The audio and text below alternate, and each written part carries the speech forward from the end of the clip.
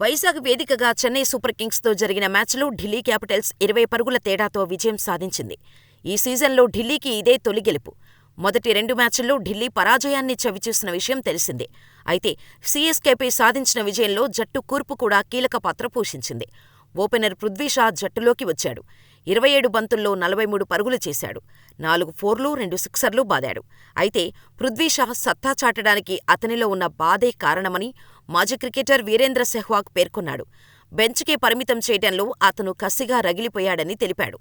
తమ ప్లేయర్ రిథంలో ఉన్నాడా లేడా అని ప్రతి టీం మేనేజ్మెంటు నెట్స్లో పరిశీలిస్తుంటుంది. కాగా పృథ్వీషాకు ఈ ఇన్నింగ్స్ చాలా ముఖ్యం. గత ఐపీఎల్ సీజన్లో అతడు ఎన్నో మ్యాచ్లకు దూరమయ్యాడు. ఈ సీజన్లోనూ తొలి 2 మ్యాచ్లకు అతడు బెంచ్కు పరిమితమయ్యాడు. ఈ విషయం అతడిని చాలా బాధపెట్టి ఉంటుంది. అందుకే అతడి నుంచి ఈ మంచి ఇన్నింగ్స్ వచ్చి ఉంటుంది అని సెహ్వాగ్ అన్నాడు. మరోవైపు పృథ్వీషాకు ఢిల్లీ టీం మేనేజ్మెంటుకు తక్కువ అవకాశాలివ్వటానికి కారణం గణాంకాలు అని ఆస్ట్రేలియా మాజీ ఆల్రౌండర్ షేన్ వాట్సన్ అభిప్రాయపడ్డాడు. గత కొన్ని సీజన్లలో ఢిల్లీ క్యాపిటల్స్ ప్రధాన సమస్య ఓపెనింగ్ భాగస్వామ్యం. అన్ని జట్ల కంటే తక్కువ సగటుతో పరుగులు చేసిన ఓపెనింగ్ జంట ఢిల్లీదే. అయితే డేవిడ్ వార్నర్ బాగానే ఆడాడు. కానీ వార్నర్తో వచ్చిన పార్ట్నరే సరిగ్గా ఆడలేదు. అందుకే పృథ్వీషాకు అవకాశం ఇవ్వలేదనుకుంటా. కానీ ఇవాళ పృథ్వీ బాగా ఆడాడు అని వాట్సన్ పేర్కొన్నాడు.